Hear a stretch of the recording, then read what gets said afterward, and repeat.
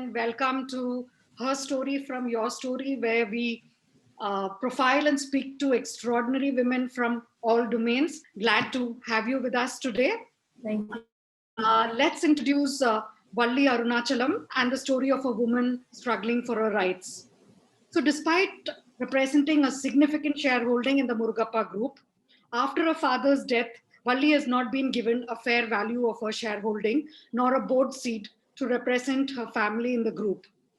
Hers is a lonely battle, but one she proposes to continue, one she wants to fight with a lot of grit and determination. This is also the story of one woman's strength to fight for what she truly deserves. Let's welcome Valli Arunachalam to Her Story. Thank you. It's my pleasure. Valli, tell us a little bit about yourself, your education. I believe you have a doctorate in nuclear physics. So tell us, what is it that you exactly do now? So my background is I have a bachelor's in physics and a master's and MPhil in nuclear physics, and then a PhD in nuclear engineering. So what are you doing right now? Where are you working, and what is the career? What has been your career path since you finished your academics? So as part of my doctoral research, I developed novel simulation techniques that could be adapted across various high technology industries. And interestingly, the semiconductor industry was very interested in my research. So that's where I started my career. And I've had the distinct privilege of working for Fortune 500 companies such as IBM, Texas Instruments, Motorola, and Advanced Micro Devices. And it's been a joy ride because I get paid for what I love to do, which is research and development. That's where I started. I coordinated research alliances across the globe, did cutting edge research in semiconductors, and in the bargain, got some patents and research papers. So that was on the research front. But on the business strategy front, I developed roadmaps for the technology. And on the manufacturing front, I was instrumental in starting up the state-of-the-art semiconductor chip plant in New York, and then transferring technology to Europe and Asia. And currently I am an independent semiconductor technology consultant. Okay.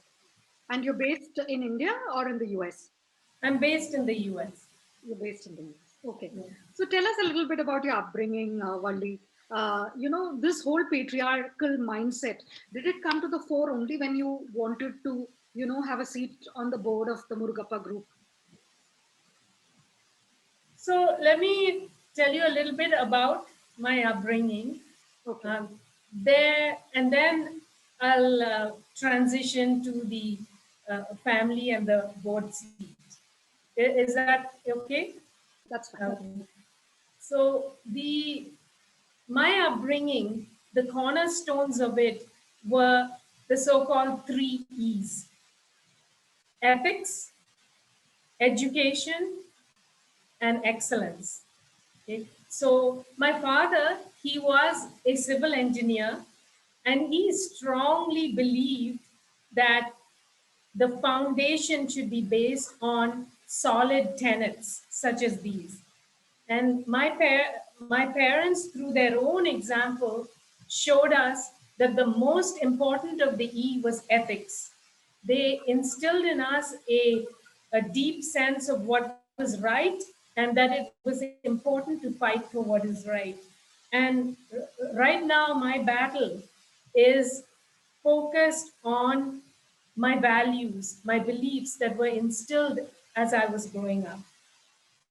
The second E, namely education, is my passion because I feel that I was fortunate enough to benefit from the doors that education opens.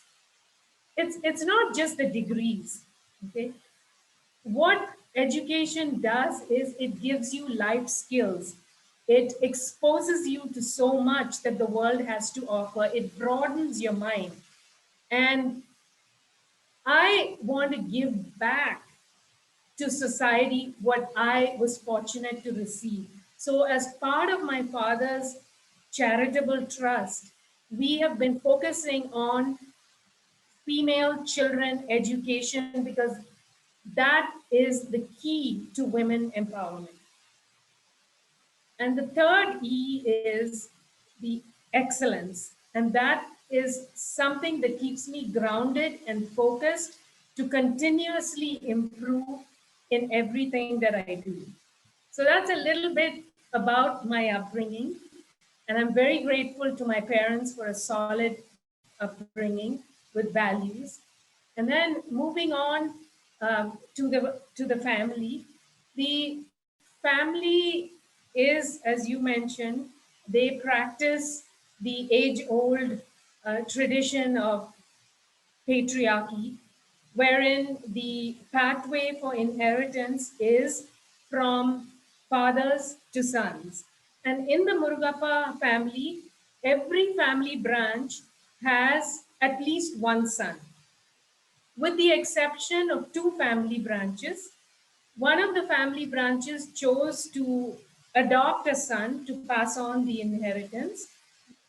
And my father, he was very progressive in his thinking, and he chose to pass on his inheritance to my mother, my sister, and I.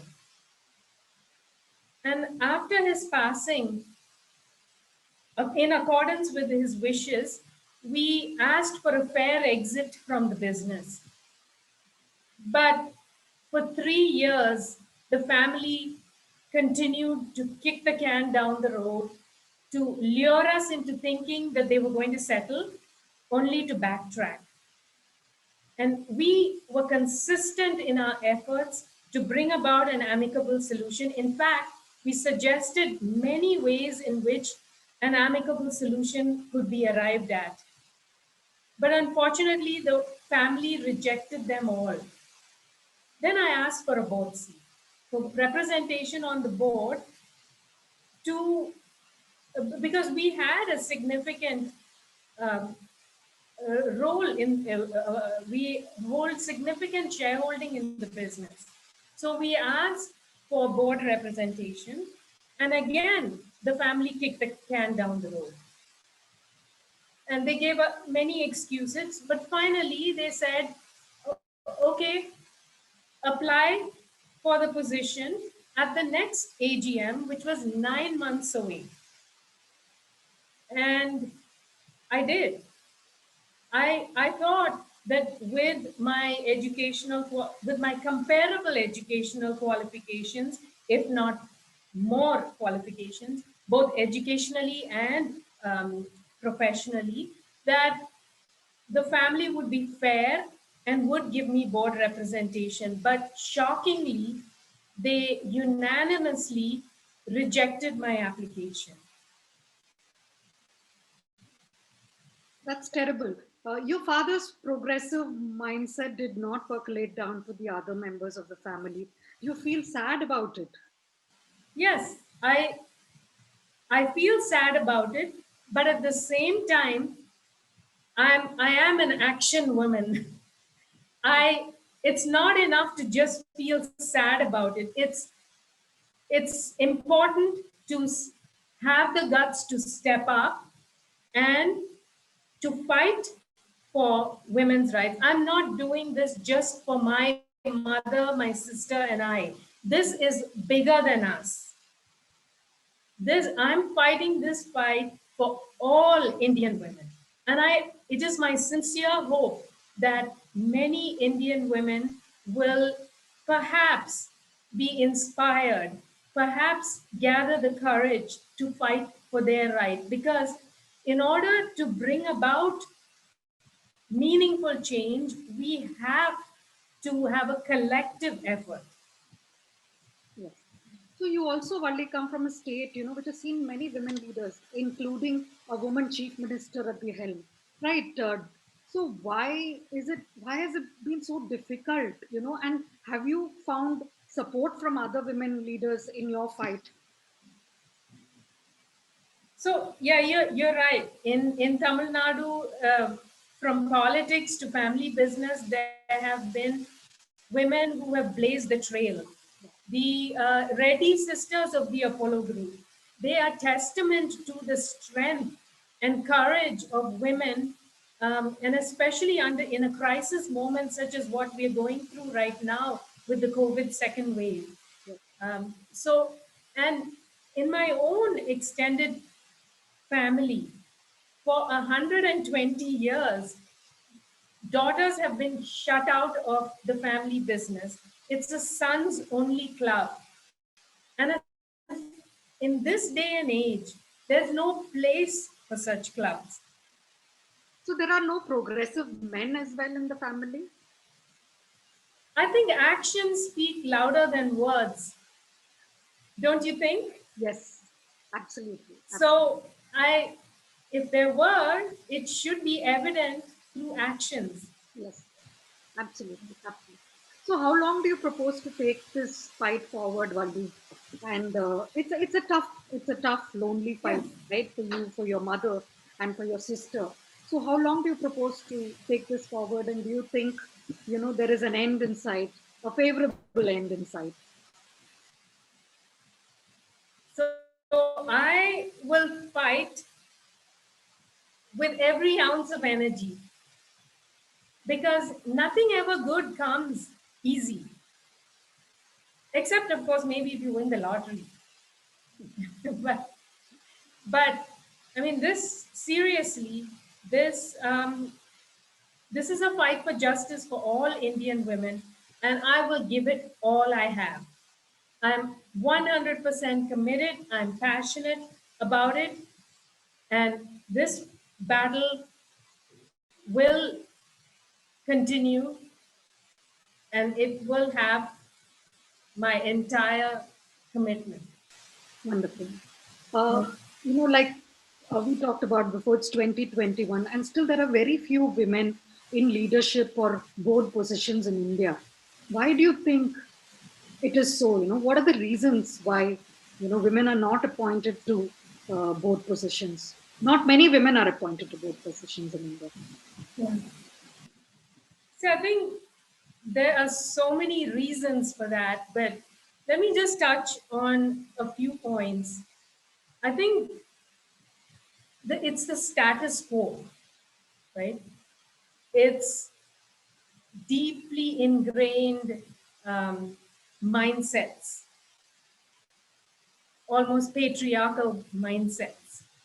And it's social conditioning over centuries, right? And some other reasons are the unwillingness to change with the times. So that's the status quo, right? So to change that status quo, we need systemic changes, right? There have been some changes. For example, the SEBI mandate. That's a commendable first step. But just checking the box for one independent woman director in the top 1,000 listed companies is not enough. The change has to come from the both top down as well as bottom up. Right? We need systemic change. We need a paradigm shift, and the culture of companies should change. And there's a lot that goes into it. It's kind of like you have to have a business plan if you want to be successful, and incorporating women in the business is going to contribute to your bottom line. So you've got to have a business plan for that too, and the leadership has to be committed to it. So these are some of the things that can be done to empower women and to unleash the economic potential for the good of the business, for the good of the country. And when the women will prosper, so does the family. So it's good for society. It's a win-win situation. Yes, absolutely. Yeah. You also mentioned at the beginning about your experience with different corporates. You've had an illustrious career before you became an independent consultant. Uh, but the glass ceiling, Valli, is still real, right? So how can women face the gender discrimination in workplaces? See, gender discrimination, it's been around for centuries, right? So overcoming gender discrimination is going to take time. But that doesn't mean we cannot do it. It requires collective and systematic action, right? And as a scientist, I'll tell you, for problem solving, you have to get to the root of the problem, right? So we have to weed out the root causes of gender discrimination, which I just explained. I don't want to repeat myself. We know what the root causes are, right? And then we need to sow the seeds of change. And this is not rocket science, right? There are many ways you can sow these seeds of change. For example, we have to rally for policy change. We have to strengthen the pipeline that moves women from the bottom up. And there's lots of multinational companies that have done it successfully. They have done things like mentorship, training, um, uh, and you know helping women in other ways, for example for fair promotions, helping with maternity, with childcare. So it has to be attacked from all angles with a view that in the end it is for the good of business as well as society. And gender sensitivity training, because if you want to eliminate these biases, you have to have training for that, right? And like any business plan, you have to have commitment from and resources from the leadership. You have to have continuous improvement programs, feedback loops. So these are just some of the hallmarks of a good business plan, and you just have to put a good business plan and you've got to follow through on it. Yes. On the other hand, why do you think, what stops women from fighting for what's due to them? A lot of women just give up. They feel that it's a long, drawn out battle. Not everybody has the determination that you have shown, you know. For them, it's easier to just give up and, resign to the status quo. So, what would you like to tell such women? I think the primary reason is fear, ostracization, because to a certain extent, a lot of women don't have financial independence. And so they have fear that if they stand up for their rights, they will be ostracized. So, uh, so I think that's one of the reasons. And the other is societal conditioning. If you've been conditioned over the centuries, it's hard to get rid of that fear. Yeah, I understand. And one last question. So, if you win the right to be on the board, what will be your plans for the women employees of the Murugappa Group? I will practice what I preach. Absolutely. I'm Anything? deeply, I'm deeply committed to women empowerment, and I strongly believe that women's perspectives, they bring unique perspectives to the table. And to have a robust business where 50% of your customers are women, you have to incorporate women in the business at all levels. So in one sentence, I will practice what I preach. Wonderful, wonderful. Thank you so much, Valli Arunachalam, and more power to you and your fight against social injustice and gender discrimination. Hope that when we are speaking to you next time, you would have won a seat on the board and thought about many changes in the group. Thank you so much. I just want to add one thing. Sure. I want to say thank you to forums like yours, which give me the platform and the opportunity to talk about these important issues.